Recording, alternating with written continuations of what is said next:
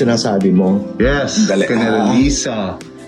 Lisa at Bote. Lisa and Bote are very good friends of ours. Ito regalo nila sa amin. Sabi ko, Kasi pag tinatanong si Bong ng mga kaibigan niya kung anong regalong gusto ko, sinasabi niya, mirror. pera.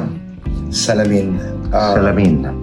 So this explains why I have a lot of mirrors in this house. Kaya pag sinasabi, ano bang nasa loob ng munting bahay ninyo sa Lipa? Sinasabi ko, mga salamin.